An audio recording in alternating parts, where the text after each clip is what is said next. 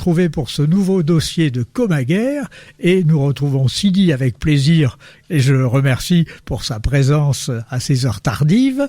Et le dossier de ce soir est consacré à l'impérialisme ou plutôt à l'anti-impérialisme et vous allez voir qu'on aurait pu l'intituler, l'idée m'est venue après, c'est-à-dire que on ne naît pas nécessairement anti-impérialiste mais on peut le devenir. C'est exactement le propos que va tenir devant nous l'auteur qui est invité ce soir qui s'appelle Frédéric de Lorca et qui a produit il y a de ça un certain nombre d'années un atlas alternatif, c'est-à-dire un panorama, j'allais dire un balayage de la totalité des rapports entre les États et des rapports entre les classes à l'intérieur de ces États sur la totalité de la planète à un moment où l'impérialisme faisait, alors il a continué à en faire, mais il faisait d'énormes dégâts. Donc on va revenir avec lui sur cette période et sur cette façon dont il lui, et ça c'est très très important pour ceux qui nous écoutent, parce que je renouvelle, on peut ne pas naître anti-impérialiste, mais on peut le devenir, et il faut s'en donner les moyens.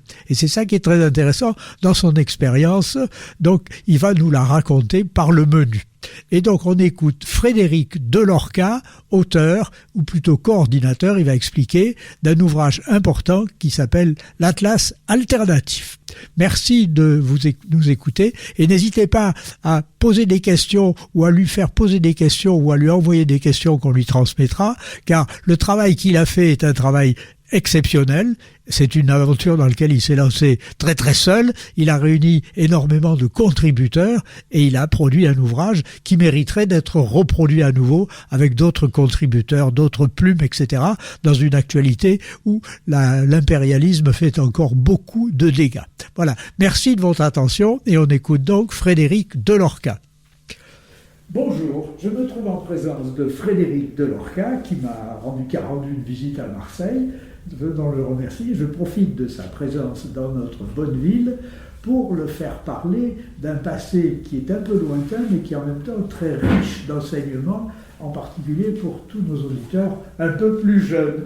C'est-à-dire qu'il fut une époque qu'il a vécue et que j'ai vécue aussi à ma façon, où il y avait en France, même dans le monde entier, un mouvement qui s'était développé à partir de la menace d'une guerre en Irak, qui a quand même eu lieu malgré ce mouvement, mais on a été face à un mouvement anti-impérialiste ou anti-guerre qui a touché à peu près toute la planète, qui a été très fort et dont on peut regretter aujourd'hui qu'il n'ait pas fait des petits.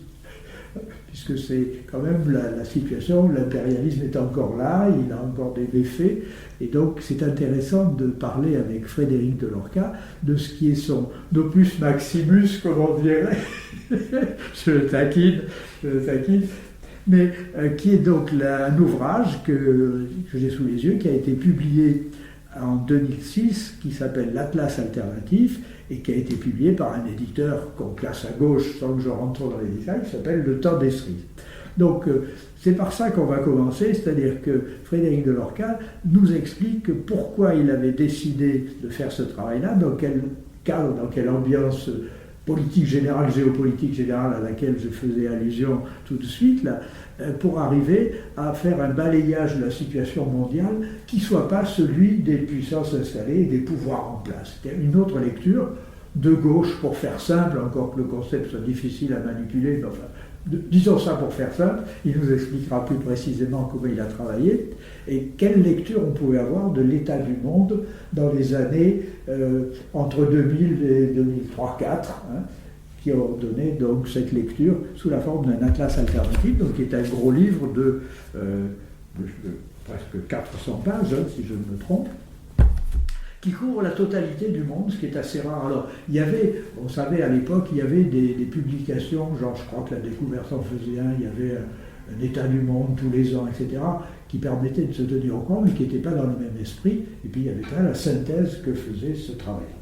Donc voilà, je lui laisse la parole pour qu'il nous explique la genèse de l'Atlas alternatif et de sa pensée, de son engagement politique à lui, simultanément. Eh bien, bonjour à tous d'abord, et merci Bernard, effectivement. On va faire un peu d'histoire, notamment pour les jeunes générations qui...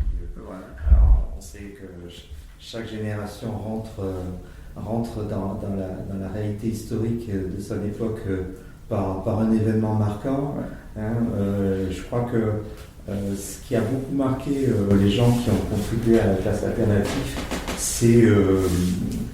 c'est la fin des années 90 avec la guerre du Kosovo. Je crois que ça a été un tournant pour beaucoup de gens et ça a été pour moi notamment. Je crois que on ne s'en rend peut-être pas compte aujourd'hui, mais si on replace dans le contexte de l'époque, dans les années 90, on a été tous enivrés par le thème de la mondialisation, la globalisation. Après la chute de l'Union soviétique, il y avait l'idée que c'est la fin de l'histoire, comme on disait. C'est ça. Il n'y a plus de guerre. On va rentrer dans un monde de communication, les autoroutes de l'information, c'est ça. Et on a eu l'apparition en 96-97 d'Internet en France. Tout à fait. C'était le début. Et alors, parler du village monde, on allait tous pouvoir communiquer entre nous, il y allait y avoir une espèce de démocratie planétaire. Et donc, il restait face à ça, dans le discours dominant, il y avait des espèces de résidus comme ça, c'est-à-dire des pays qui n'arrivaient pas à comprendre à quel point le président Bill Clinton était un type formidable, à quel point l'OMC, le libre commerce, le libre échange était la solution pour l'humanité, etc. Il y avait des peuples qui ne comprenaient pas et il y avait des peuples qui continuaient à se massacrer entre eux. En gros, c'était l'image qu'on avait. Il y en avait en Afrique de l'Est, il y en avait en ex-Yougoslavie. Et on a tous été très marqués par cette guerre de Yougoslavie où, moi le premier, on a adhéré à cette espèce d'idéal humanitaire, d'indignation généralisée face au massacre et de volonté d'imposer la démocratie, d'imposer les droits de l'homme partout. Donc on était là-dedans. Moi j'ai eu la chance de pouvoir sortir de ça en 98 parce que j'ai rencontré sur un site internet, puisqu'on était au début d'Internet, et ça c'est le bon côté d'Internet, c'était Internet, c'était la propagande, et en même temps la découverte, des alternatives. Voilà, c'est ça. Et donc moi j'avais eu la chance de rencontrer à l'époque sur Internet, sur un site qui était proche de Noam Chomsky, un étudiant serbe qui était à Belgrade, qui était de sensibilité gauche de la gauche, un peu anarchiste, et qui voulait être en contact avec des gens en Occident. Et du coup,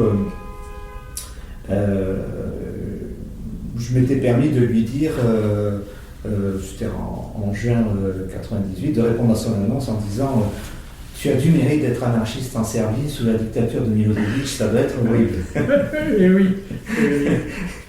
Et donc le lendemain, il me répond, il me dit ah mais pas du tout, tu sais, les choses ne sont pas aussi simples, il y a des anarchistes ici, il y a des mouvements de gauche, il y a toutes sortes de tendances politiques, c'est pas du tout la dictature que tu crois.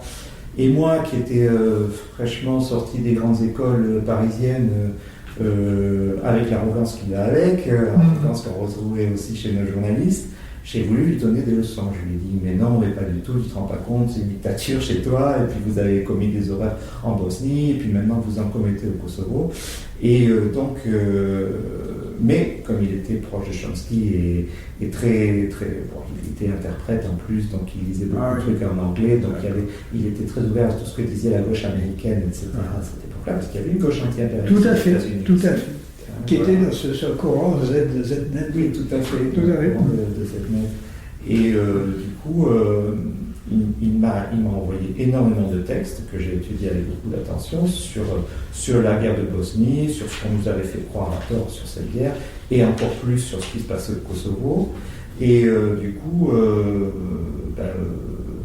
j'ai dû faire un aggiornamento, c'est-à-dire que j'ai passé mon temps à comparer les arguments, j'avais aussi des correspondants albanais et autres, donc j'ai essayé de comprendre au maximum ce conflit, mais je me suis fait une idée très claire sur la dimension de mensonge de la propagande des médias dominants, Et c'était justement donc, à la veille des bombardements. Donc après, j'ai vécu en direct cette période de délire collectif qu'on a connu à partir de mars 1999. Et ça, je crois que ça a marqué beaucoup de gens. C'est-à-dire qu'il y a 90% de la population a marché dans le plan de l'ingérence de l'OTAN en ex-Yougoslavie, contre ce qu'on appelait la République fédérale de Yougoslavie, c'est-à-dire la Serbie-Monténégro. Et donc 90% de la population a vu décoller avec admiration et exaltation nos bombardiers pour aller bombarder Belgrade. Tout à fait, oui. Tu te souviens de ça, hein? Oui. Pour aller apprendre enfin la démocratie à ces méchants Serbes. Mais il y a quand même eu des gens qui ont trouvé, et là, grâce à la vaccination de mes échanges avec ce correspondant, on a trouvé incroyable qu'il n'y ait pas plus de débat là-dessus. Et donc, du coup, je crois que ça a vraiment marqué pas mal de gens. Alors, il y avait évidemment les gens qui étaient à droite de la droite, qui, eux, soutenaient la Serbie pour les mauvaises raisons, pour des fantasmes anti-musulmans, pour des fantasmes de France éternelle avec la Russie éternelle, enfin des trucs, voilà. Et puis, il y avait encore ce qui restait d'esprit critique à gauche sur le thème de la militarisation de nos sociétés, de l'impérialisme de l'OTAN, puisque l'OTAN n'avait rien à faire en Serbie, puisque c'était une alliance de défense de la société occidentale. Qu'est-ce qu'on allait faire pour aller... la Serbie, enfin, on va peut-être l'expliquer en 2 secondes pour... Oui, c'est bon. C'est pas le sujet. Oui, c'est bon. La Serbie qui faisait partie de ce qu'on appelait la République fédérale de Yougoslavie, donc c'était ce qui restait de la Yougoslavie de Tito après que la Croatie, la Slovénie et la Bosnie se sont détachées, ainsi que la Macédoine. Eh bien, ce bloc-là était confronté à une guérilla albanaise, maoïste, qu'on appelait Lučeka, sécessionniste au Kosovo, et qui donc demandait la sécession du Kosovo contre toutes les règles internationales de l'époque. D'ailleurs, tout éclatement de la Yougoslavie avait été illégal du point de vue international. Voilà. C'était vraiment... Il y avait plein de choses à dire là-dessus, on peut faire une émission là-dessus. Et donc, la République fédérale de Yougoslavie, à l'époque, essayait donc de se défendre et de défendre la population contre cette guérilla de Lučeka, qui était une guérilla vraiment extrémiste, maoïste. Donc, alors, problème de conflit ethnique, même pas ethnique d'ailleurs, partiellement ethnique, largement manipulé en sous-main par les puissances occidentales, parce qu'on a su après que, par exemple, les services secrets allemands étaient déjà impliqués au Kosovo, derrière les nationalistes albanais, etc. Donc voilà, il y avait déjà un travail de réinformation à faire à l'époque, et on a vu apparaître les premiers sites d'information alternative en 98-99 sur la Yougoslavie, qui s'inspiraient donc en grande partie des sites américains, puisque eux avaient déjà une longueur d'avance parce qu'ils avaient eu Internet avant nous. Hein. Oui. Voilà. Et donc du coup, moi-même j'avais lancé un site d'information alternative à ce moment-là, dès début 99, dès avant les bombardements. Et ce qui m'a permis du coup de commencer à recevoir des messages de gens de divers bords, plutôt à gauche, parce que mon site était à gauche, mais enfin on avait même Régis Debray m'avait contacté. Donc je me suis pas mal impliqué en 2000, même après la fin des bombardements, parce que la Serbie restait sous embargo. Donc je me suis pas mal impliqué dans les débats. Il y a même eu un projet avec Régis Debray de faire un bouquin d'information alternative. Et là, on est rentré à ce moment-là dans une espèce de cycle de guerre dont on ne voyait pas où est-ce qu'il allait s'arrêter. Parce que on a eu un tout petit espoir, ça on l'a un peu oublié, mais et ça ressemble un peu à ce que nous a fait Trump récemment. En septembre 2000, les républicains, qui avaient pour candidat George W. Bush, étaient un peu sur la ligne de faut arrêter d'avoir des bases américaines un peu aux quatre coins du monde, ça nous coûte cher, et George W. Bush avait dit on va peut-être arrêter de faire de l'ingérence. Parce que ça, c'est un vieux truc de l'électorat de droite américain qui est classique, isolationniste. D'ailleurs, c'est marrant parce que même pendant la guerre de Serbie, j'avais déjà à l'époque essayé de faire un bouquin collectif là-dessus. Et bien, une biographe de Ronald Reagan aux États-Unis m'avait contacté pour me dire je veux bien participer à votre bouquin parce que nous, les gens de droite, on n'aime pas cette politique de Clinton contre la Serbie.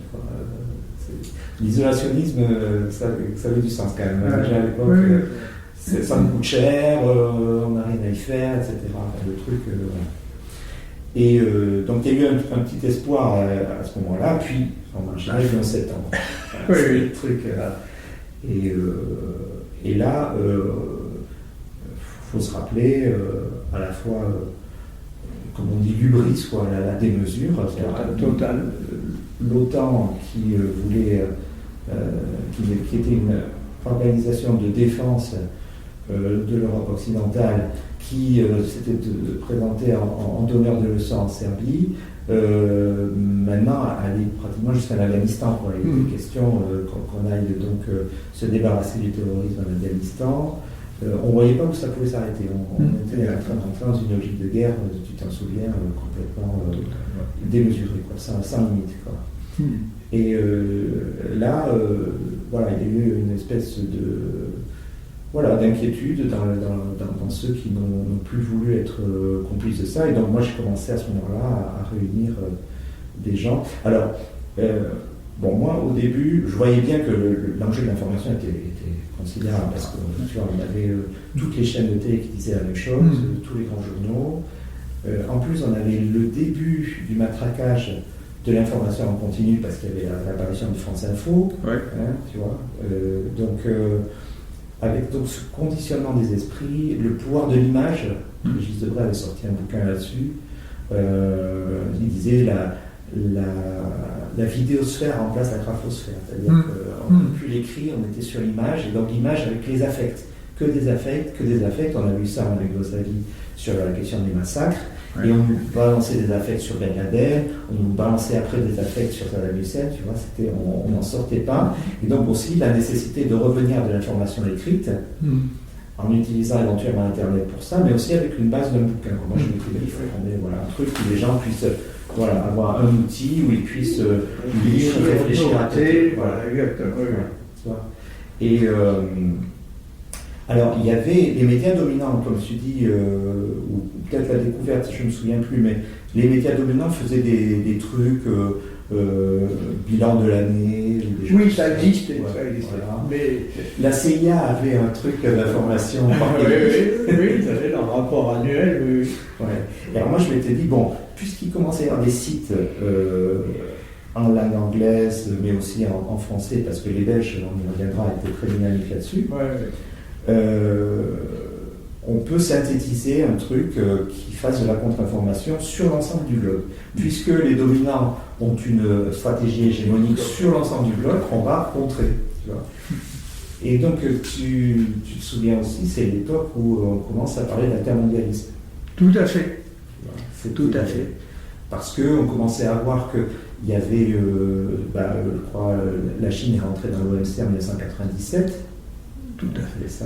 Donc, non, peut-être un peu avant. Un peu après, je crois. Un peu après, la Chine. Ou alors c'est rentré effectif en 2000, je crois. Enfin, mais il y a la signature et puis il y a l'entrée effective, oui, tout à fait. Et donc, on commençait à voir cette logique de libre-échange planétaire, avec tout ce que ça commençait à causer comme problème avec le néolibéralisme, tout le consensus de Washington en Amérique du Sud et autres. Et on voyait se dessiner donc deux aspects de la globalisation, qui étaient la globalisation économique, du libre-échange, du néolibéralisme avec les fondements de l'Argentine et des choses comme ça, et puis la globalisation militaire. Il y a même un chroniqueur, je crois qu'il était du New York Times, qui avait dit justement la globalisation économique a besoin d'un bras armé. Et l'OTAN, ça sert à ça. Ça sert à... C'est ça. Et donc voilà, donc c'était une forme de totalitarisme qui nous envahissait. Et donc on se disait avec avec une contre-information, ce serait intéressant. Et donc voilà, moi j'avais commencé à réfléchir à ça. Je suis allé voir les éditions du Temps des Cerises. Je suis allé voir Francis Combes à l'époque, à la fin de 2002. Donc là, on était au moment où on parlait d'attaquer l'Irak. Puisque après que George Bush a envahi l'Afghanistan, soi-disant pour déloger Ben Laden,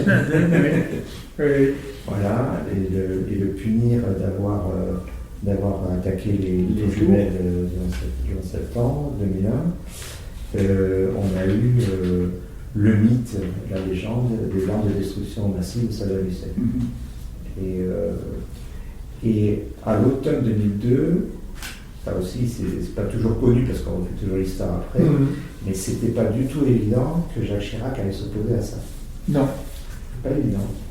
Et il y avait des tractations à l'ONU, on essayait d'envoyer des inspecteurs, etc. Mais pour savoir s'il y avait des armes de destruction massive, mais on ne savait pas ce que Chirac allait faire, donc il y avait des manifs.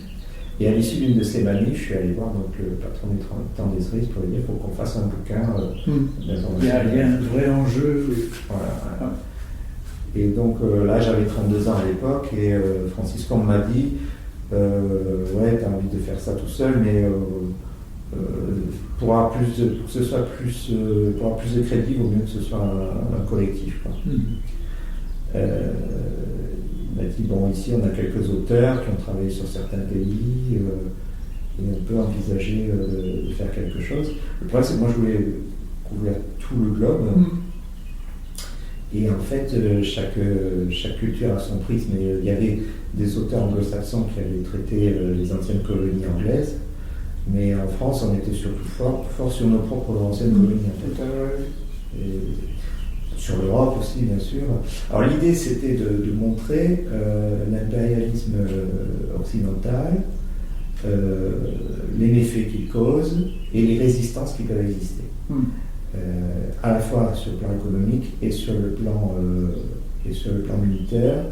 Donc on n'allait pas traiter l'Amérique du Nord et l'Europe occidentale, le Japon, l'Australie, qui faisaient partie du cœur pour nous de l'impérialisme, puisque de toute façon, c'est ce qu'on appelle l'Occident global. Oui, tout à fait. Le Japon, c'est ça. On ajoute le Japon. Et du coup, ouais, voilà, donc l'idée était de montrer les méfaits de cet Occident hégémonique impérialiste dans les diverses sphères diverses régions de la planète. Donc en divisant la planète en morceaux. Alors bon, ce serait un sujet pour les historiens, je ne vais pas non plus embêter trop les auditeurs en détail, mais c'était très compliqué à faire. Oui, quand même, c'était très compliqué à faire. D'abord parce qu'on n'avait pas un spécialiste pour chaque pays. Exactement. Donc, alors, j'avais travaillé, au départ, j'étais en binôme avec une autrice, comme on dit maintenant, une auteure du Temps des Cerises, qui avait suggéré qu'on fasse une première partie, c'est ce qu'on a fait dans le bouquin, avec des termes transversaux. Voilà, Gédéon. Voilà. Tout à fait. Oui, pour fixer la première partie du livre. Voilà. Sur l'impérialisme et la santé, l'impérialisme et les inconvénients du libre-échange, sur l'ONU, l'instrumentalisation de l'ONU, etc. Voilà. Beaucoup à dire. Beaucoup à dire, ouais, qui a toujours été instrumentalisé en fait. Ouais. Et ensuite, une deuxième partie, qui était la plus grosse partie, où on ferait donc des régions avec des éclairages sur quelques pays significatifs de chaque région. Avec l'idée que on désignerait une personne à la tête de chacune des régions qui elle-même trouverait des personnes qu'elle coordonnerait. Une espèce de truc pyramidal. En fait, ça n'a pas vraiment fonctionné comme ça. Ça ne se passe jamais comme on voudrait que ça se passe. En fait, il y a eu quelques régions où ça a fonctionné comme ça, donc ça a été plutôt facile à faire. Mais il y a eu d'autres régions. Alors la difficulté, c'était que comme on n'avait pas... Alors, c'est assez marrant parce que j'en ai parlé après avec un des contributeurs de la classe alternative qui s'appelle Rémi Rera, qui était un membre du PCF, et qui est toujours d'ailleurs, à mon avis, c'est un universitaire, un économiste, qui m'avait dit, à la grande époque du PC, dans les années 70, ça aurait été la section des relations internationales du Parti communiste qui aurait organisé ça, qui aurait désigné un chef pour chacune des régions, qui aurait fait ça de façon militaire, ça aurait été très facile à organiser. Mais dans la situation qui était celle du début des années 2000, c'était plus la même chose. Le Parti communiste était tout petit et largement rallié à la politique de Jospin déjà, de l'emmerdement de la service, etc. Et donc c'était plutôt des analystes un peu indépendants qui étaient de sensibilité de gauche, qui étaient dans divers pays, qui ne se connaissaient pas entre eux, que moi j'avais recruté par réseau comme ça qu'avaient les uns et les autres, ou directement en allant sur les sites internet en disant voilà, est-ce que vous voulez rejoindre ce projet. Donc on ne pouvait pas avoir pour chacune des zones quelqu'un qui dirige un groupe de personnes qui connaissent, etc. Donc on a fait un truc un peu plus bricolé, avec une feuille de route que j'avais envoyée pour chacun, à savoir de couvrir donc, la période qui allait depuis le début des années 90 jusqu'à la guerre d'Irak. Voilà. Tu avais fixé un nombre de signes, un format. C'était 2000 signes, je crois, par contribution. On avait calculé, Et alors on était dans des dosages un peu compliqués. Enfin, moi, parce que je réfléchissais à l'après aussi pour la diffusion. Comme tout fonctionnait sur des réseaux, donc il fallait réfléchir à ce que ça reste pluraliste, à ce qu'on puisse toucher divers réseaux.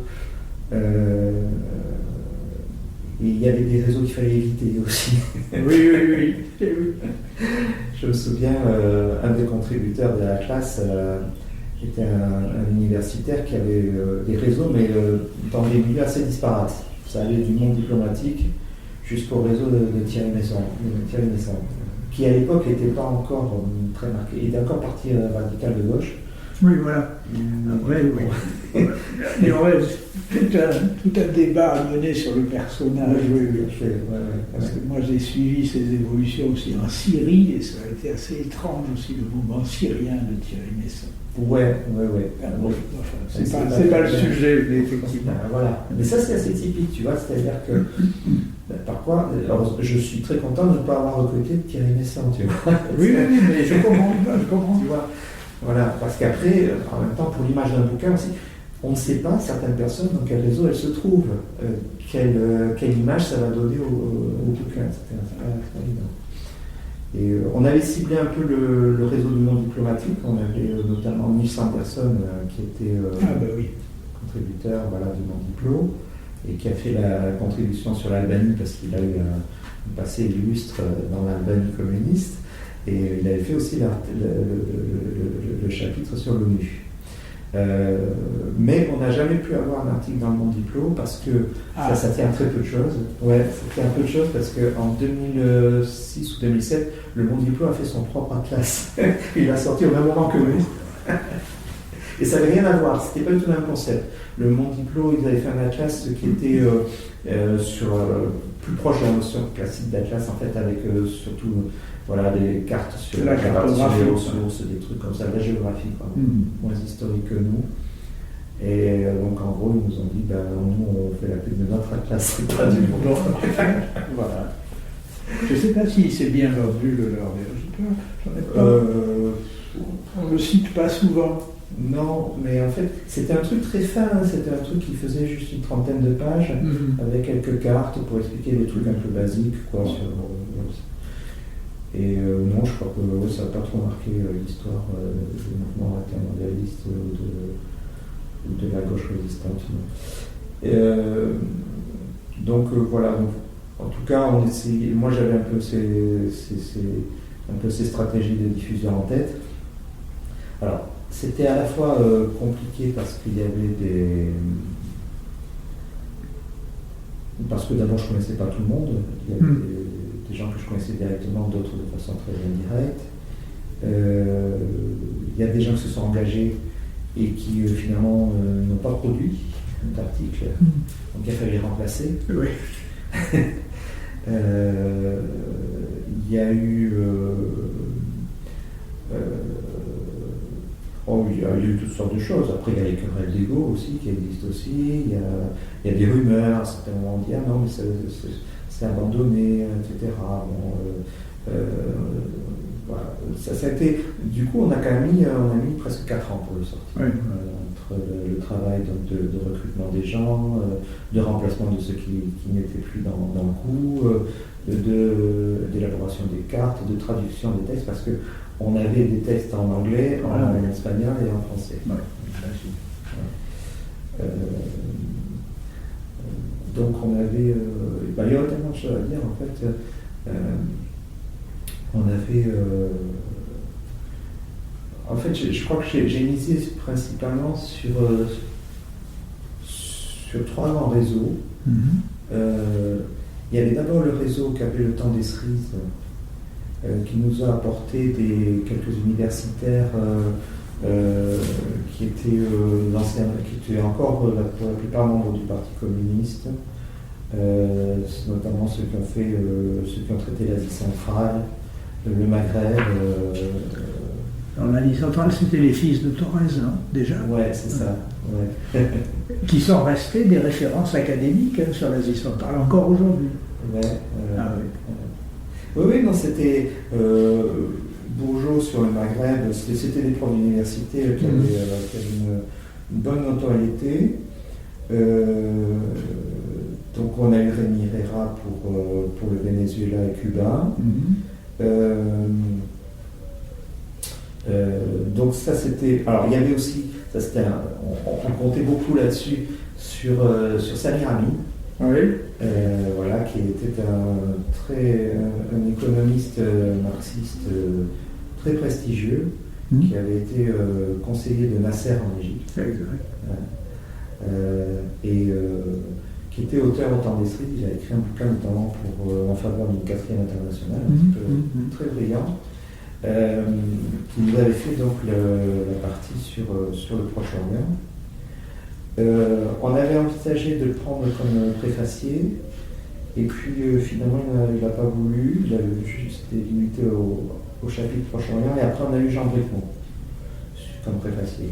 Bon, ça n'a pas été forcément un très gros avantage en termes de diffusion, ça aurait été sûrement mieux Samir Amin. Oui.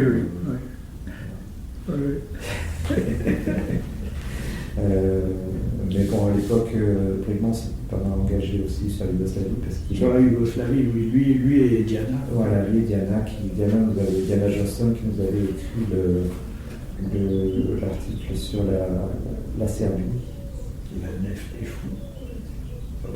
La croisade des fous. La croisade des fous. Ouais. La croisade des fous. Qu'elle a réédité, je crois, récemment. Oui. Ça avait été édité au Temps des Cerises. Et alors ça c'était le premier réseau, donc les proches du Temps des Cerises. Ensuite, on avait un réseau belge qui nous a servi pas mal pour les contributions transversales, notamment proches du Parti du Travail belge, qui à l'époque était plus engagé sur l'anti-impérialisme qu'il ne l'est devenu depuis. Il y avait des gens que je connaissais sur la Yougoslavie. Un personnage, par exemple, c'est très intéressant aussi parfois de faire un peu des focus sur les personnages. Oui. Voilà, les militants, c'est des gens qui font pas la une de nos journaux et c'est souvent des types formidables. Quoi. Là, voilà, je pense à lui, à Chris Black, qui était... je l'avais sollicité pour l'article sur la Corée du Nord parce qu'il avait il avait participé à une inspection en fact-finding mission, puis ça une mission pour donc en Corée du Nord, il avait fait partie de ça, mais surtout il était connu pour être un avocat au tribunal pénal international sur le Rwanda. D'accord. c'est un Canadien anglophone qui était avocat du travail et il s'était lancé dans cette aventure d'aller contrer le discours officiel sur les Grands Lacs et le Rwanda en allant défendre des Congolais, des Hutus devant le TPI, faire son boulot d'avocat, mais devant une cour internationale. Parce qu'il faut rappeler qu'à l'époque, il y avait 2 tribunaux qui avaient été créés ad hoc pour des guerres civiles. Voilà, tribunal pénal international à Rwanda et celui de la Yougoslavie, qui étaient 2 tribunaux assez bizarres, qui étaient basés à La Haye, qui sont les ancêtres en fait de la CPI. La CPI, tout à fait. Et c'était des structures assez bizarres qui étaient largement financées par les fonds privés, un peu comme l'OMS aujourd'hui. C'était vraiment des milliardaires qui finançaient ça, avec des procédures extrêmement floues qui changeaient tout le temps, etc. Donc lui, il avait relevé ce défi, donc il avait plein de choses à dire sur le Congo. Je ne l'avais pas mis sur le Rwanda, parce que c'est un sujet très compliqué, savoir vraiment ce qui s'est passé au Rwanda et tout. Je n'avais pas envie que quelqu'un qui soit trop punchy, il fallait faire des dosages quand même. Il fallait être ni trop mou, ni trop punchy sur certains sujets comme ça. Donc le Rwanda, c'est moi qui avais écrit à partir de ce qui était sur Internet, mais lui avait fait l'article sur le Congo. Et parce que la guerre du Congo avait déjà commencé, telle qu'on la connaît aujourd'hui, elle est depuis 1996, voilà, avec déjà des centaines de milliers de morts. Et donc il avait fait aussi l'article Corée du Nord. Pour la petite histoire, j'avais envoyé la place alternative à Ruffin. Ah oui. Du temps où il travaillait à la base CJC. Ah oui, il travaillait avec Mermet, exact. Oui, il travaillait avec Mermet. Je l'avais envoyé, j'avais dit, vous ne pourriez pas parler du bouquin. J'avais dit, c'est intéressant, mais il y a des trucs que je ne suis pas d'accord avec vous. Par exemple, sur la Corée du Nord, vous êtes trop gentil avec la Corée du Nord. C'était apparemment une raison suffisante pour ne pas en parler. Bon. Alors il y avait une grande. Alors ça c'était donc je disais, pour ne pas perdre le fil de ce que je disais, donc il y avait donc le réseau belge qui nous a servi pour les contributions transversales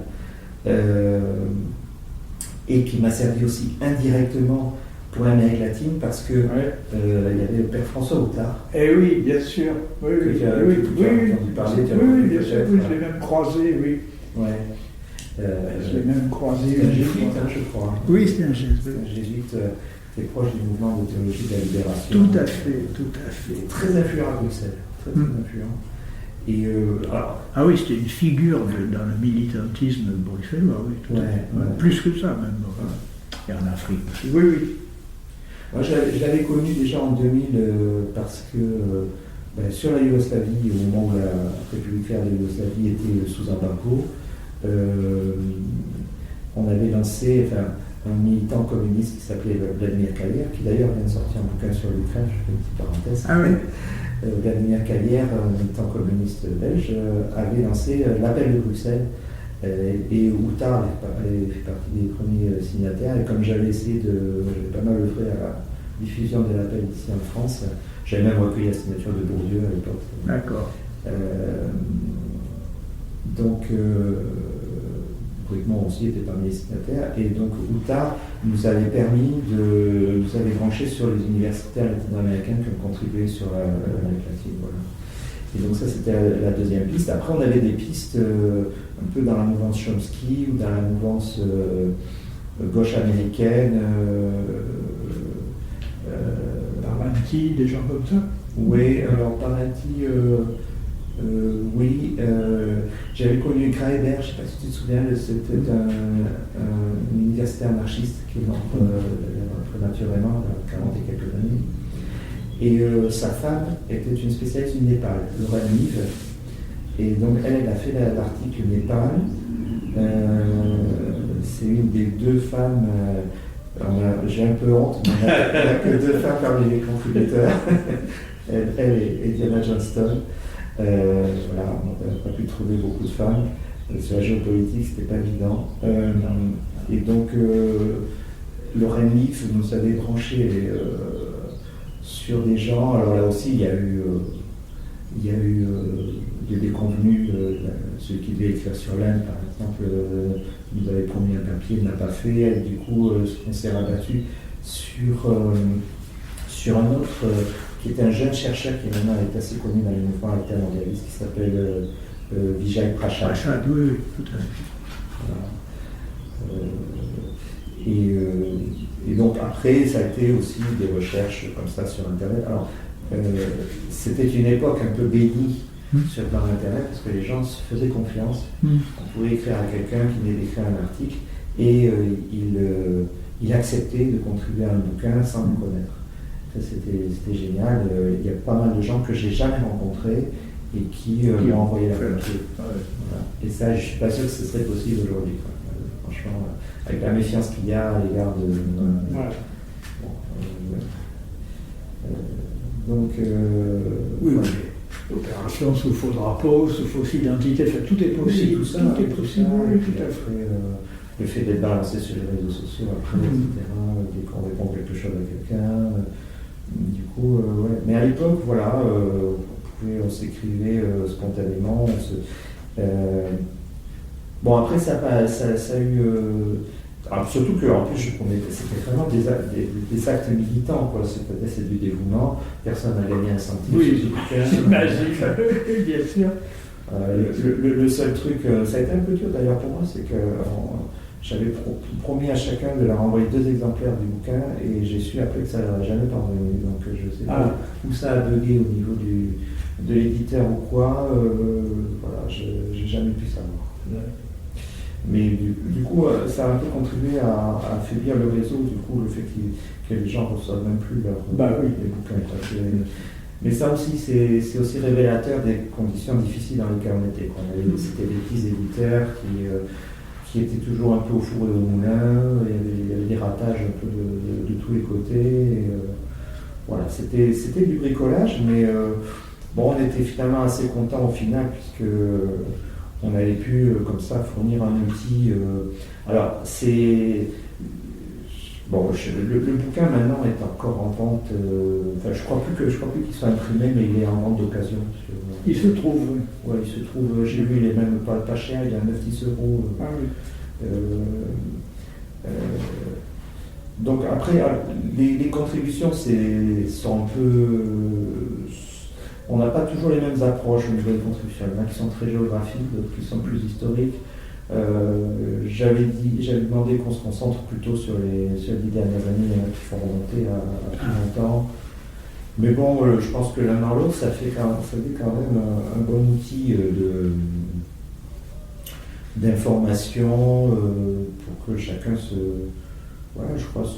cale un peu sur chacun des pays sensibles. On avait donc les diverses régions avec pour chacune 2 ou 3 pays sensibles. On avait réussi donc à tout couvrir, y compris les îles du Pacifique, tu vois. Il fallait trouver quelqu'un. Voilà, ouais.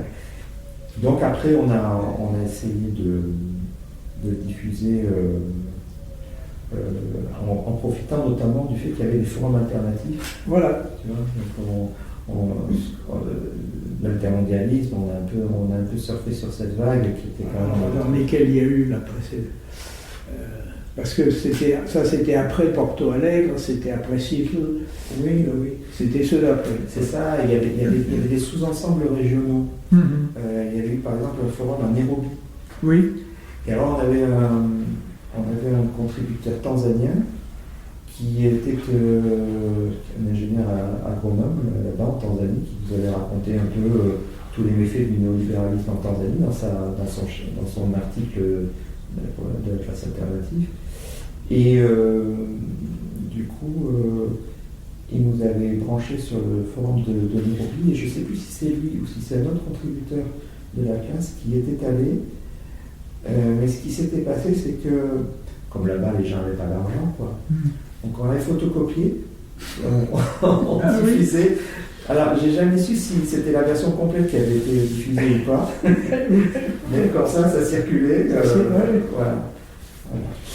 Et alors après j'avais essayé de faire traduire en anglais.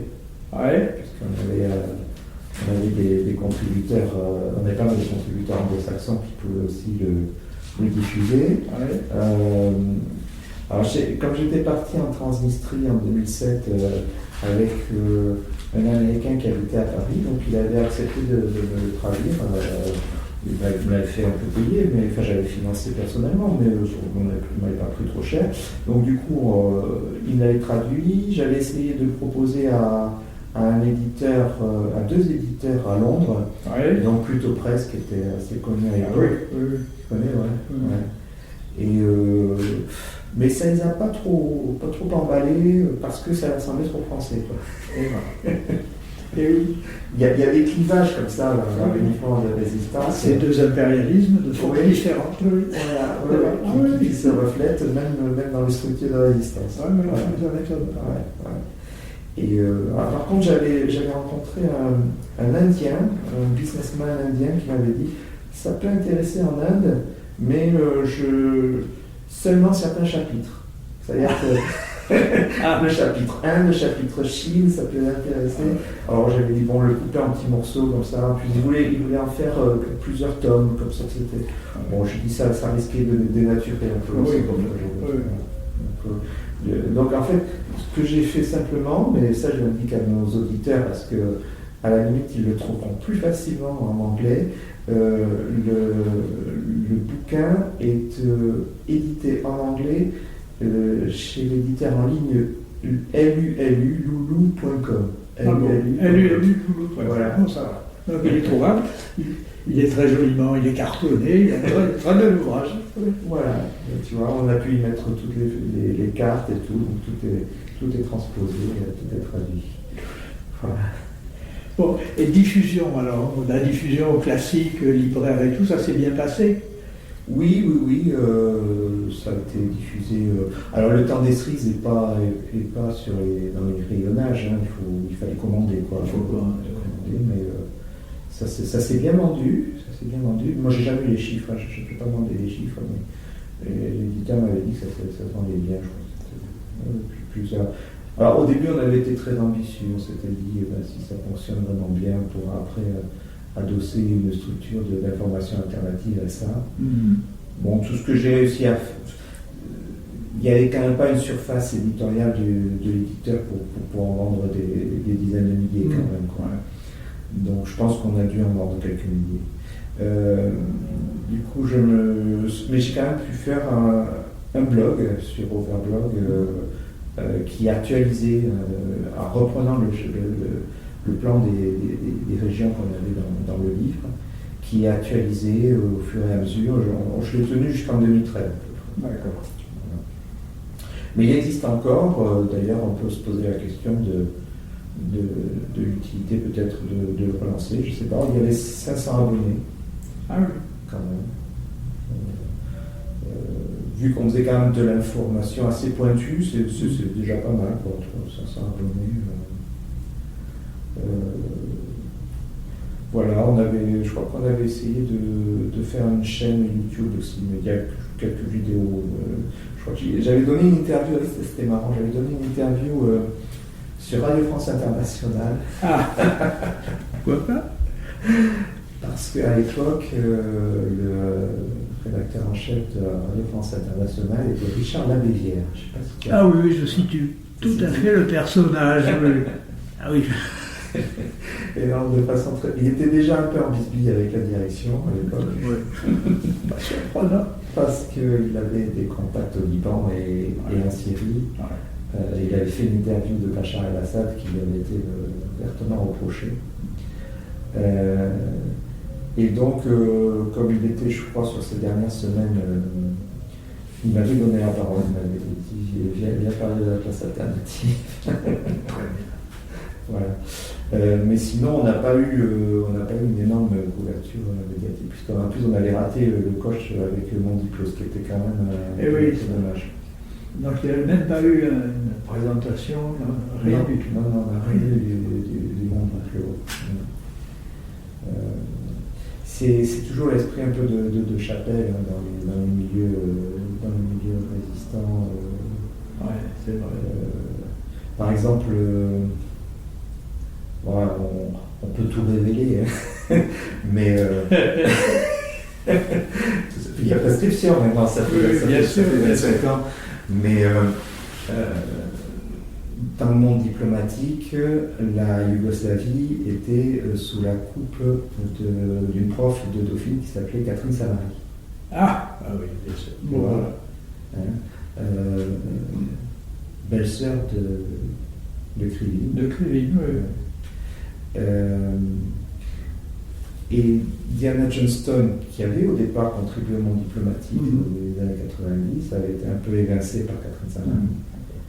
Et donc, dès lors que Diana Johnston était contributrice à la classe alternative, il y avait de toute façon peu de chance. C'était pas possible. Même si on avait Nils Anderson, voilà. Pourtant, j'avais essayé d'équilibrer. Je m'étais dit peut-être Nils Anderson de là équilibré quand j'étais à la Johnston. Ça n'avait pas su. Ça n'avait pas marché.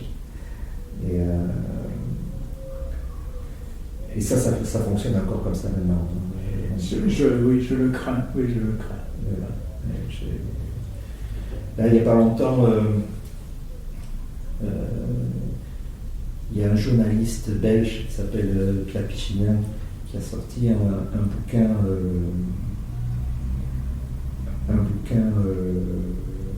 sur l'Ukraine parce qu'il était dans le Donbass en 2014. Et j'ai contribué à ce bouquin, d'ailleurs j'ai écrit quelques chapitres du bouquin pour la contextualisation géopolitique. Et on s'est posé la question de comment en faire parler dans le monde diplo. J'ai pu en faire parler par un journaliste, un contributeur qui lui-même était dans le Donbass en 2014, mais qui n'est pas, lui, le responsable de la section Ukraine, et qui m'a dit que la section Ukraine reste quand même très protégée par son responsable et que lui-même est cantonné à la partie Colombie et ne peut pas vraiment,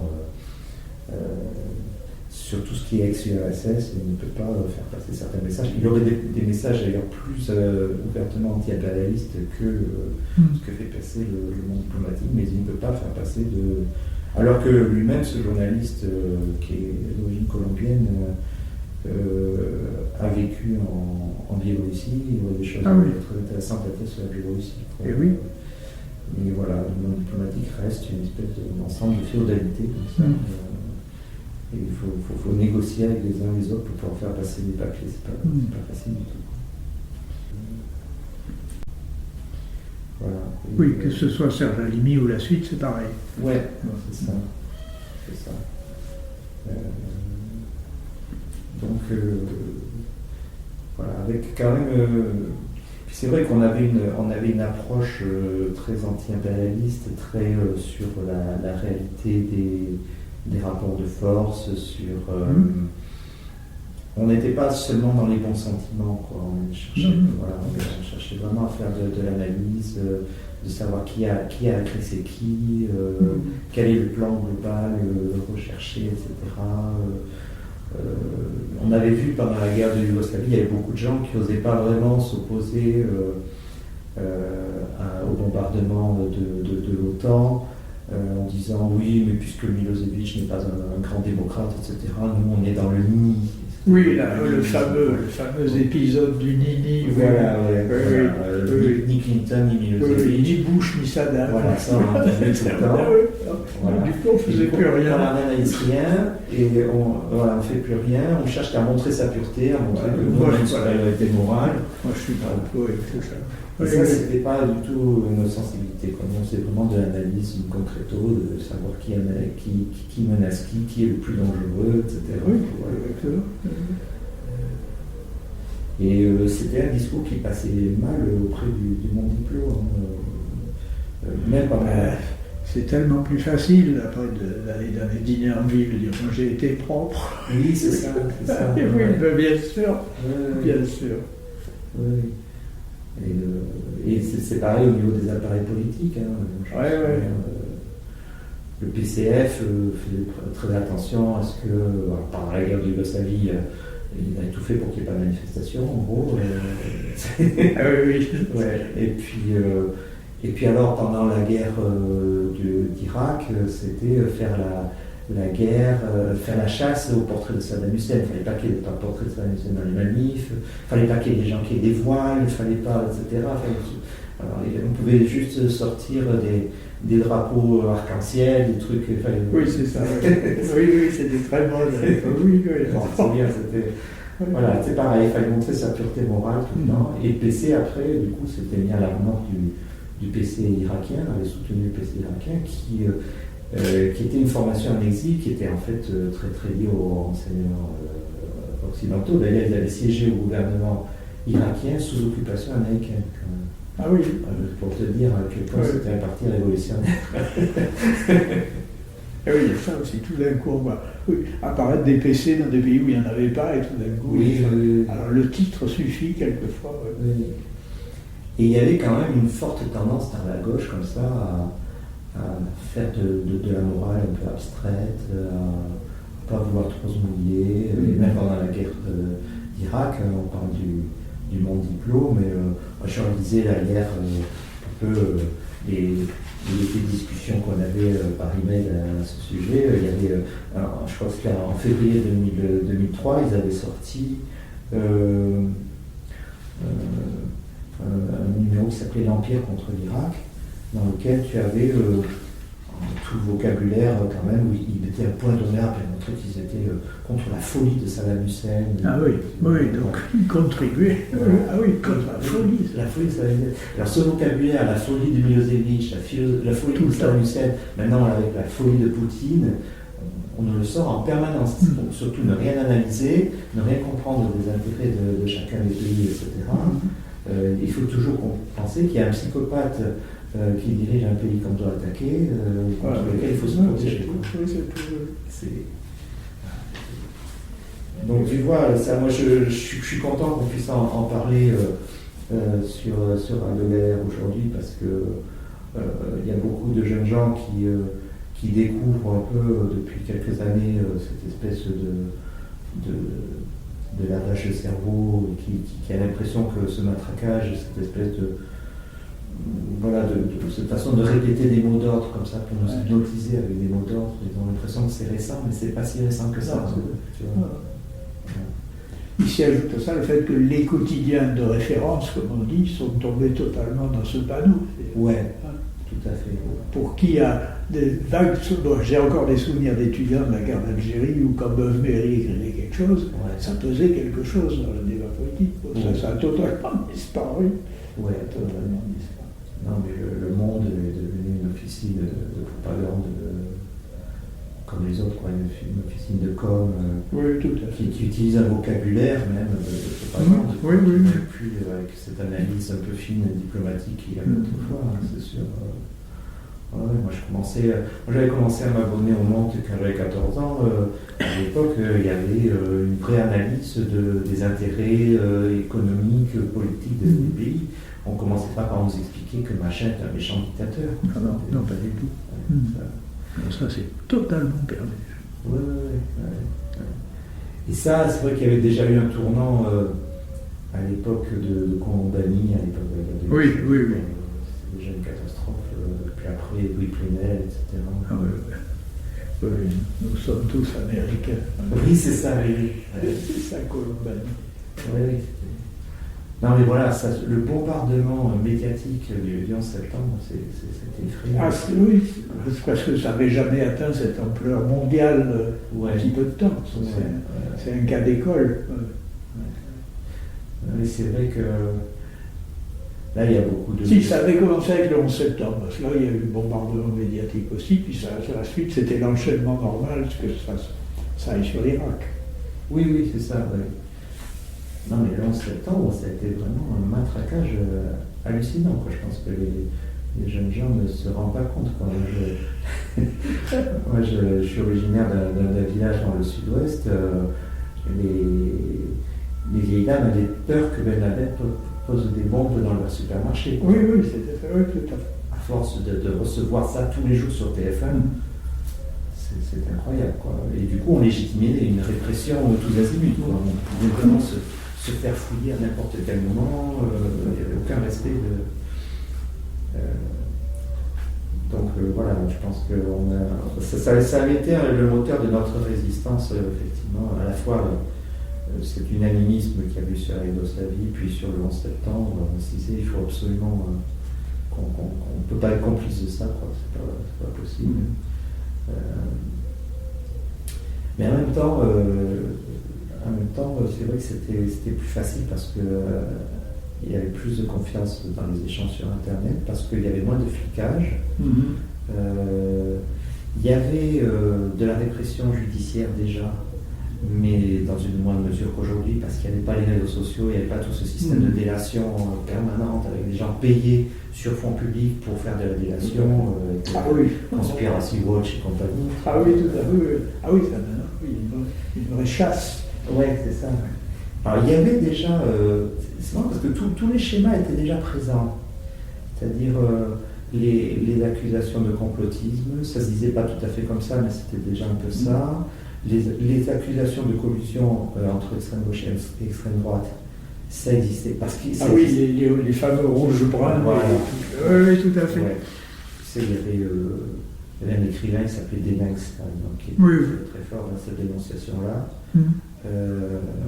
Alors ça existait, le rouge-brunisme, c'est-à-dire qu'il y avait des gens qui avaient assumé qu'il fallait faire une union entre extrême droite et extrême gauche. Mais c'était assez minoritaire. Oui. Mais beaucoup de gens déjà pouvaient se faire accuser de rouge-brunisme sans être dans la tendance rouge-brun,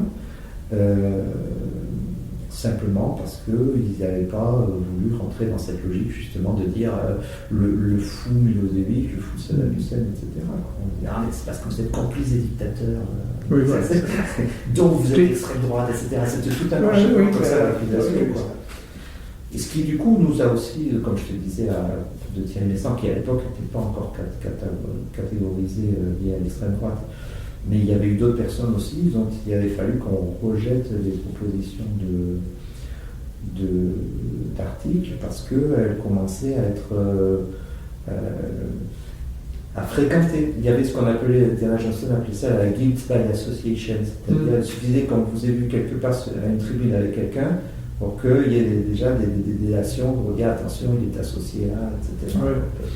Donc des gens qui avaient été peut-être un peu trop vus avec machin ou truc, il valait mieux pas trop le recruter dans la classe alternative.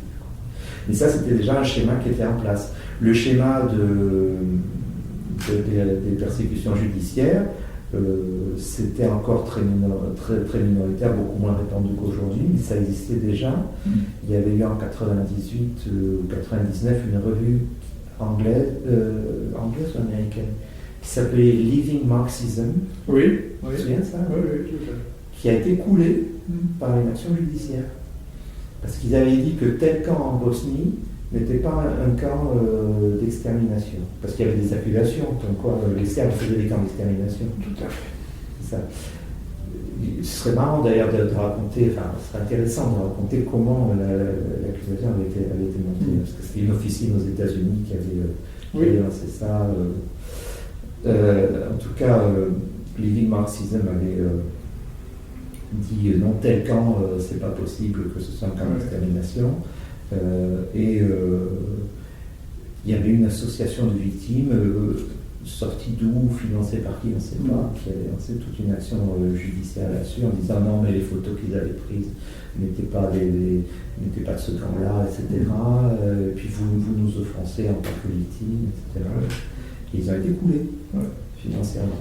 Je me souviens aussi de l'aventure qui est arrivée au journaliste M. Berlino. Ah oui. Oui. Qui a dit ce qu'il avait vu et que donc il a perdu sa place à France Inter. Oui, c'est ça, il y avait des journalistes qui perdaient leur place, bien sûr. Mais maintenant, c'est dans des proportions bien pires. Oui, bien entendu. Mais on avait déjà les prémices, c'était moins systématique et moins organisé, parce qu'évidemment, il n'y avait pas de chasse aux conspirateurs avec des financements et des salariés, des salariés qui font ce boulot-là. C'est un boulot comme un autre. Oui, absolument. C'est le boulot de délateur. Boulot de délateur, c'est ça. C'est vraiment une période terrible. Ça pose la question d'ailleurs des moyens d'action maintenant. Comment faire pour... Ah ben oui. C'est plus difficile. Oui. comment faire avancer le changement social dont la nécessité est patente. Oui, c'est ça. C'est ça. Mais les gens à qui on pose la question, mais on fait quoi? On fait quoi? On fait comment? Ouais. C'est plus ça. Parce que s'il n'y avait pas ce frein-là, je pense que Macron serait parti depuis longtemps. Oui, Hein? oui. Et ce frein-là, il existe, il est vécu parce qu'il est réel. On se fait retourner. C'est pas un individu, c'est des structures entières. On parlait des positions de la CGT, par exemple, sur la crise actuelle vis-à-vis de Trump et tout. C'est très très inquiétant. Position d'union sacrée, d'où ça sort? Oui.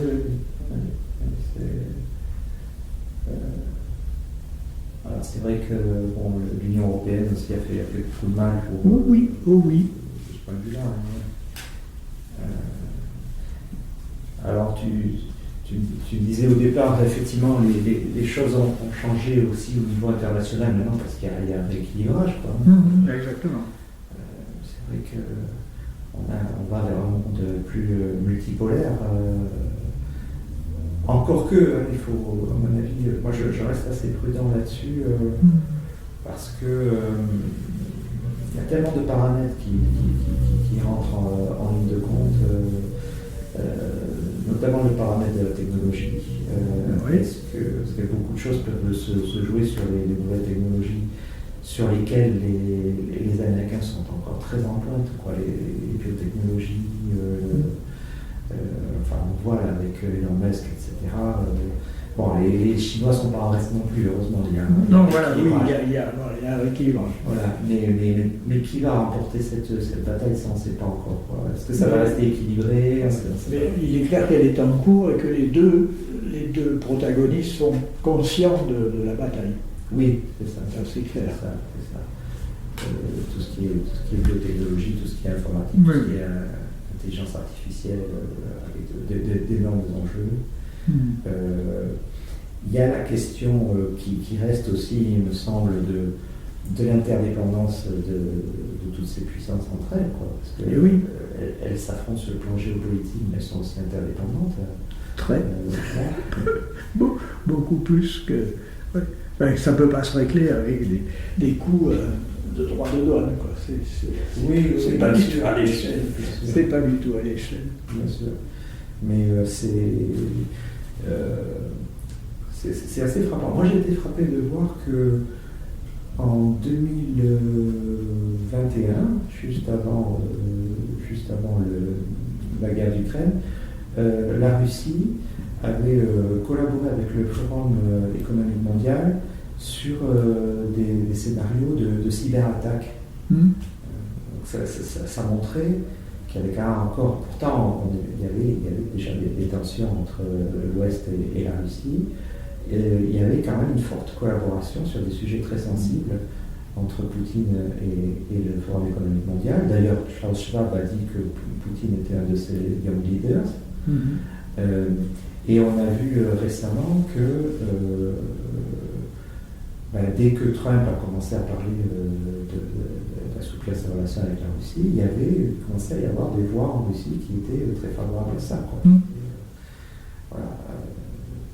Et donc on ne sait pas trop comment va se recomposer cette multipolarité.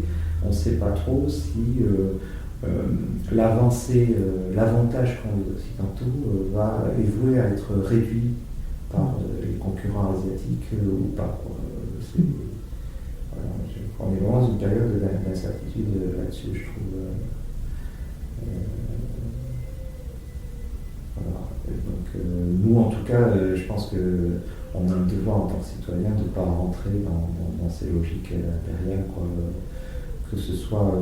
Alors, on était dans la configuration où on était aux ordres des États-Unis. Maintenant, on voit apparaître une espèce d'impérialisme européen autonome des États-Unis, voire anti-américain.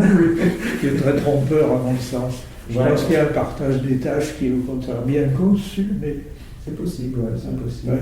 C'est un peu l'impression que j'ai finalement en avance. Oui, parce que de toute façon, il y a l'idée de répartir le fardeau. Ne serait-ce que la charge financière. C'est pour ça l'avantage de Trump, c'est que quand il parle d'argent, on sent que c'est vécu en profondeur. Et donc, il dit, voilà, je ne veux pas payer, il faut qu'il paye, etc. Ça, il est tel qu'en lui-même. C'est son discours et c'est vécu, puisqu'il arrive en disant 350 milliards, je veux en avoir pour mon argent. Et ça, dans l'amitié entre les peuples, ça compte pas, ça marche pas. C'est très intéressant pour ça. Non, mais Trump a surfé sur les besoins un peu isolationnistes de l'électorat de droite américain, quoi, qui, comme je disais, était déjà un peu présent dans l'électorat de Bush en septembre.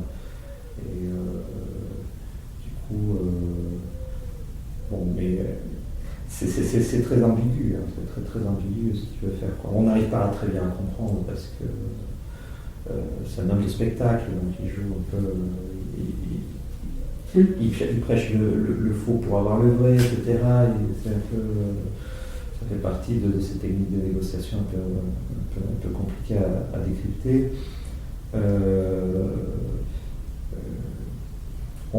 C'est assez intéressant de voir qu'il y a eu des franges du Parti démocrate qui se sont ralliées à lui sur un mot d'ordre d'établissement de la paix et de suppression des bases de l'OTAN à l'étranger, hein, comme tous ces camarades qui rejoint là-dessus. Et voilà, on est dans une période d'opacité en ce moment, avec Trump qui semble jouer la carte de l'isolationnisme, mais en même temps qui défend l'idée d'une taxe carbone mondiale, Elon Musk aussi d'ailleurs. Donc est-ce qu'il est dans un plan mondialiste supranational ou est-ce qu'il est dans un plan isolationniste? On a l'impression qu'il joue un peu sur les deux volets. Voilà, moi est-ce qu'il joue ou est-ce que d'autres jouent dans la Maison Blanche? C'est ça un peu la question aussi, parce que vu son niveau d'agitation assez frénétique, on se dit quelles sont les minutes qui restent consacrées à la réflexion. Entre les heures d'avion, les heures d'interview, les heures de signature, qu'est-ce qui lui reste? C'est vrai. Et puis c'est vrai qu'il a aussi dans son équipe des néoconservateurs. Ah, clairement. Et aussi des types plus isolationnistes comme J.D. Vance, qui est un type qui avait été militaire en Irak, etc., qui veut plus de cette politique clintonienne, entre guillemets. Mais il y a les deux tendances, je crois, effectivement, à la tête des États-Unis. D'ailleurs, je pense que les élites européennes qui sont sur le logiciel Clinton, Obama, Biden espèrent quelque part que ce logiciel va se réimposer à nouveau. Tout à fait, oui. C'est ça. Voilà. Oui, pour eux, c'est un mauvais moment à passer. C'est un mauvais moment à passer, c'est un personnage fantasque. Derrière, il y a. Alors, c'est pas le deep state, mais il y a les gens sur lesquels on compte et qu'on connaît. Donc, c'est ça. C'est ça. Donc voilà. Mais en attendant, effectivement, on voit toujours à l'œuvre ici en France les mêmes réflexes, quoi. On avait quand même, on l'a oublié, mais même en 98, on avait eu le thème de la menace serbe. C'est-à-dire qu'il y avait, je me souviens, il y avait un infographiste en Serbie qui avait, c'était en 99, qui avait montré la tour Eiffel avec le haut bombardé. Il avait just imagine, il avait dit ça pour dire, essayez d'imaginer ce que nous vivons quand vous nous bombardez. Il y avait des médias français qui avaient dit, voyez, les Serbes menacent de bombarder la tour Eiffel. C'est quand même incroyable, c'est quand même un pays de 10 millions d'habitants, on avait peur de pays de 10 millions d'habitants. Et donc voilà, après on a eu la menace islamiste, maintenant on a la menace Poutine, et ça fonctionne. Le pire c'est que ça fonctionne, c'est qu'on a la direction de la CGT qui dit oui, on va participer à l'effort de réarmement contre la menace russe. Même les mouvements dont on attend le plus esprit critique s'animent.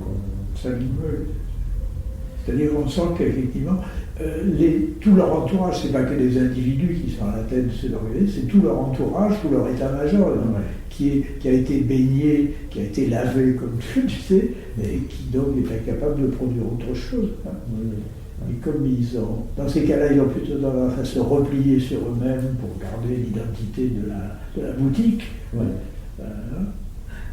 C'est très, très, très délicat. Et on voit, moi je suis d'assez près, parce que j'ai des copains encore, les débats dans la syndicat CGT de base ici. C'est souvent très, très dur. Mais c'est souvent très, très instable. C'est-à-dire la CGT d'Aucaire, par exemple, la cite, a été mélanchonienne à un niveau pas possible. Mais au point d'aller faire des choses pas très propres. Et puis tout d'un coup, maintenant, ils sont redevenus Roussel. Ils ont basculé totalement. Ah, d'accord. Et quand on les regarde de près, ça se joue sur 2-3 types qui réfléchissent sur 2000 adhérents. Et donc ça peut aller dans tous les sens. Parce qu'il n'y a pas de culture, il n'y a plus les écoles du parti. Parce que c'est ce que j'ai vu aussi dans ma vie militante au port. J'avais des contacts, même s'ils étaient à la CGT, moi je n'y étais pas, et qui avaient fait des écoles de formation du parti. Des gens qui étaient sortis de rien, qui n'avaient pas fait d'études, qui avaient bricolé comme garçon de café, tous les petits boulots pour manger, et qui avaient une structure politique en tête parce qu'ils avaient fait des écoles du parti. Ça existe. Il n'y a plus rien de semblable. Il n'y a plus rien de semblable.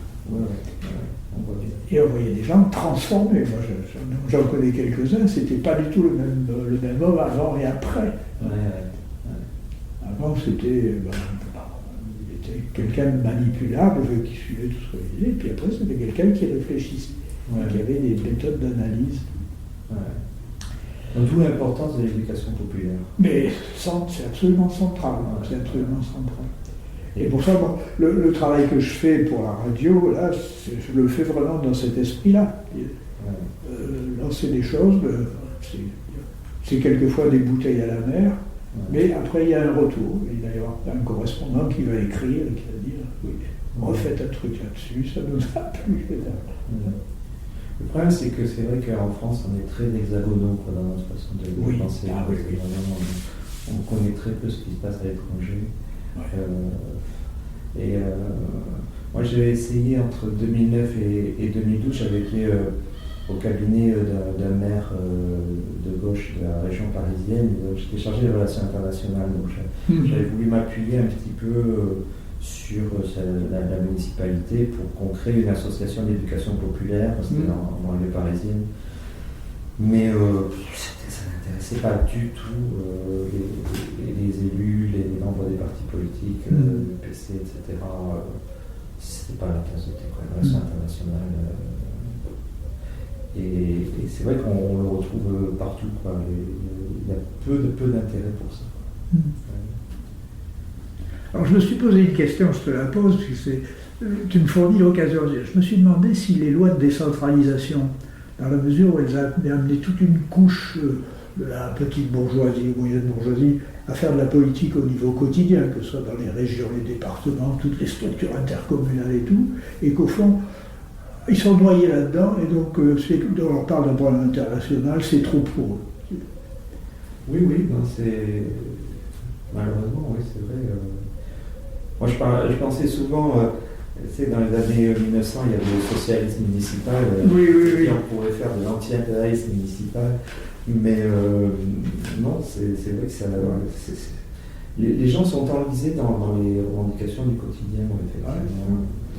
Et ce qui m'a mis la puce à l'oreille, c'était qu'à l'époque, j'avais travaillé sur, je ne sais pas si tu as entendu, le rapport Nora Munk.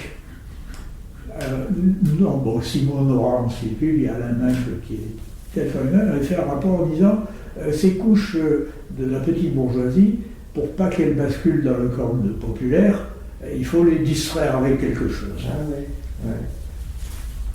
Oui, c'est ça. D'où l'idée de la décentralisation, qui est une fausse décentralisation, puisque les préfets ont un pouvoir qu'ils n'ont jamais eu quasiment maintenant.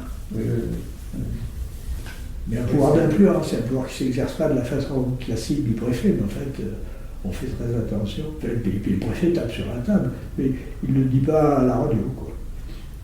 Oui, c'est vrai que c'est une des façons avec lesquelles on tient la classe moyenne, effectivement, pour éviter qu'elle glisse dans ses revendications. Oui, on sait. Quitte à la. Voilà. Pas lui rendre service d'une façon générale, ni à elle, ni à ses enfants, mais ça c'est l'appauvrissement de l'éducation nationale et tout, de toute façon. Oui. Mais en fait, on les envoie, dans le cas sur Marseille où c'est particulièrement sensible, on envoie une partie des enfants de la classe moyenne dans le privé, du fait qu'on laisse aller le reste. Alors qu'on est un pays qui a énormément d'atouts en termes justement de résistance intellectuelle, quoi. Mais oui. Le fait qu'on a un service public encore très puissant, avec beaucoup de gens qui sont liés à ce service public, c'est grâce à ça qu'on a encore un tissu associatif, c'est grâce à ça qu'on a un journal comme Le Monde diplomatique. Exactement. Donc c'est vraiment des choses dont on ne se rend pas compte, de tous les atouts que ça nous donne pour pouvoir jouer un rôle comme ça de résistance. Et les pays étrangers nous regardent. J'étais en 2023 à Cuba, d'ailleurs j'ai fait un petit bouquin là-dessus, j'étais frappé de voir qu'on a l'image d'un pays révolutionnaire, la France, quoi, parce que c'était au moment où il y avait les manifestations pour les retraites, quoi.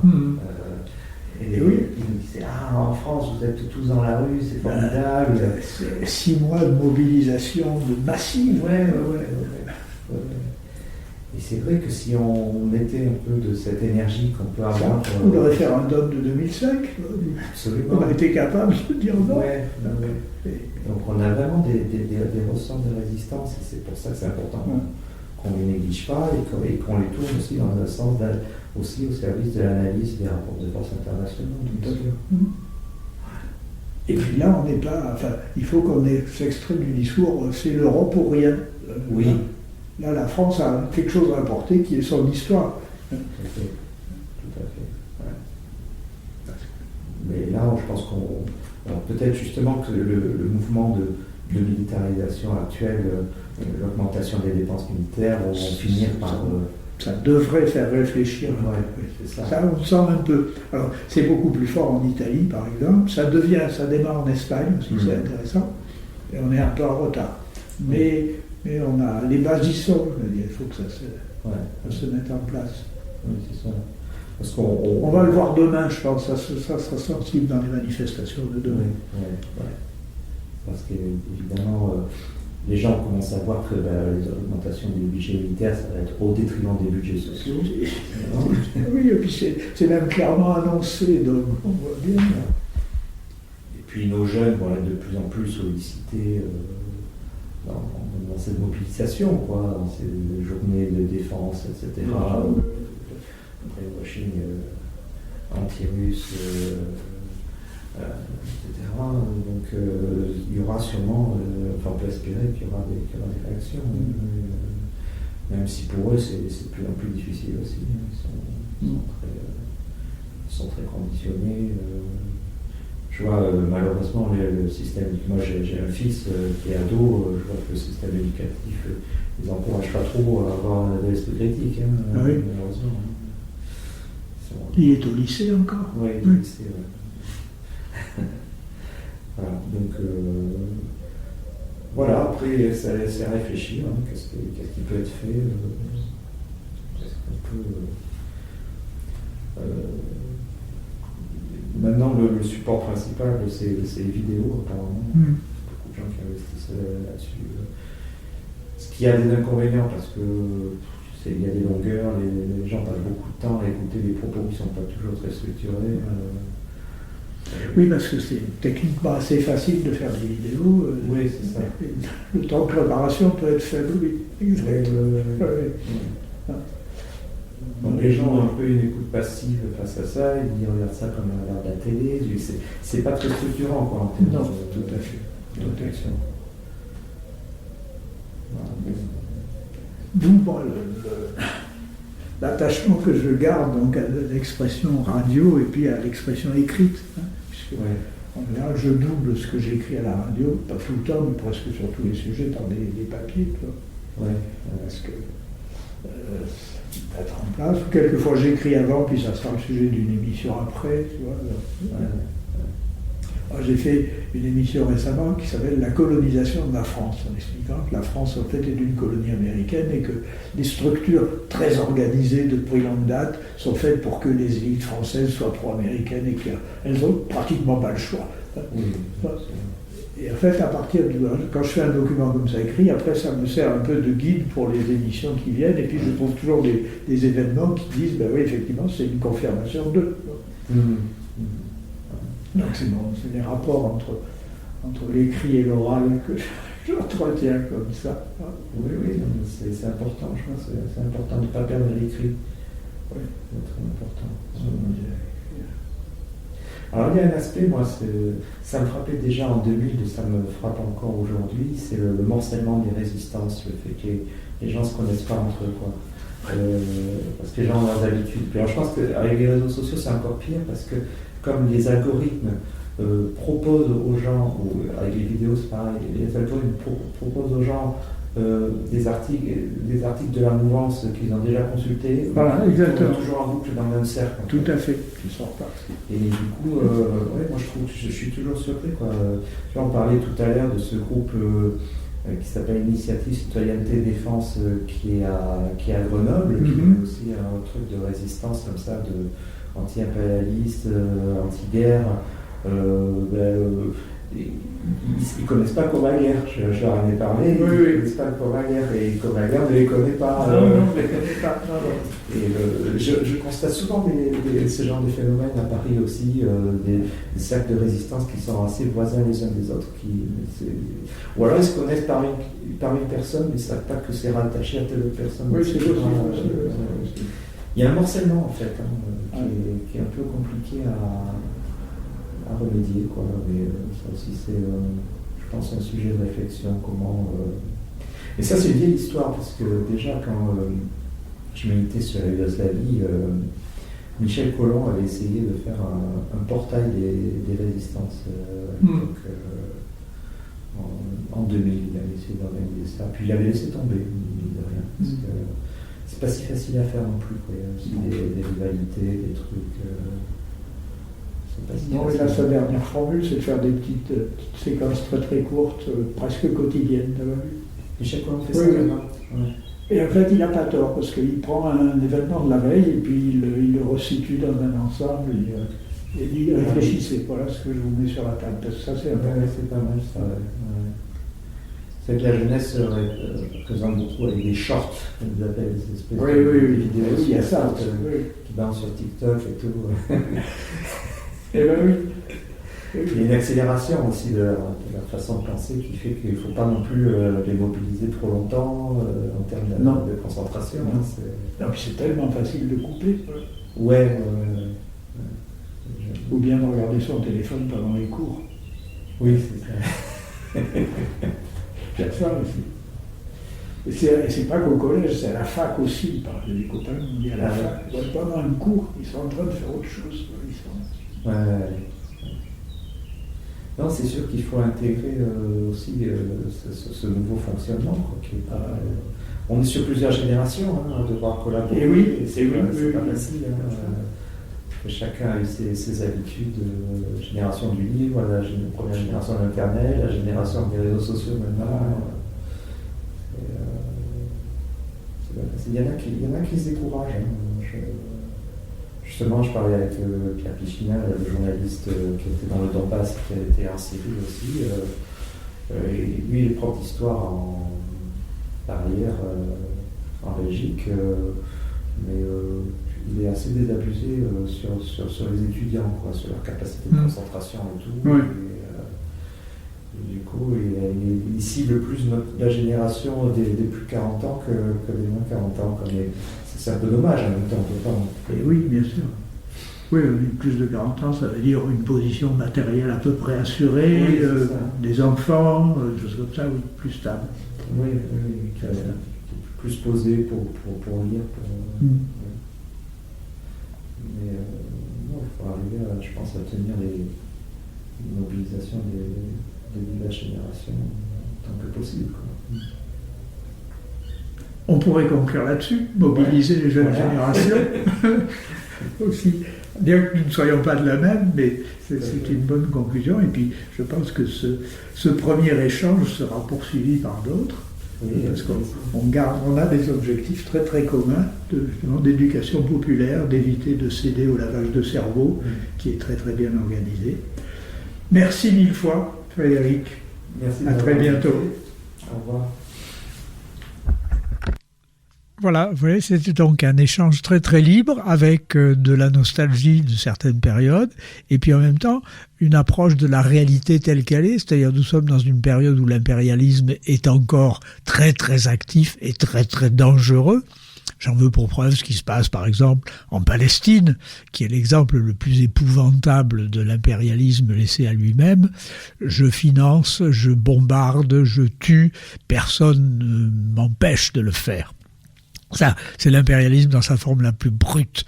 Et il faut que nous soyons conscients qu'il est capable de faire la même chose partout s'il en a envie. Là, il y a dans des circonstances exceptionnelles de maîtrise d'un appareil administratif, policier, militaire, d'une extrême rigidité, d'une extrême violence, d'une extrême barbarie.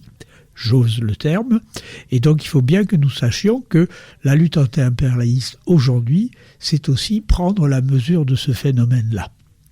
Même si, on l'a constaté à la fin de cet entretien très très libre entre Frédéric de Lorca et moi-même, nous sommes bien conscients des difficultés de la pente à remonter, mais nous sommes absolument tout à fait imperméable, enfin autant qu'on peut l'être, au lavage de cerveau qui est l'espèce de médication quotidienne que les puissants essayent de livrer sur nous. Nous ne voulons pas que nos cerveaux soient lavés, on se bat pour ça, ici sur cette antenne, Frédéric dans ses livres, et nous continuerons à le faire avec Radio Galère. Merci Radio Galère, merci Sidi, à bientôt.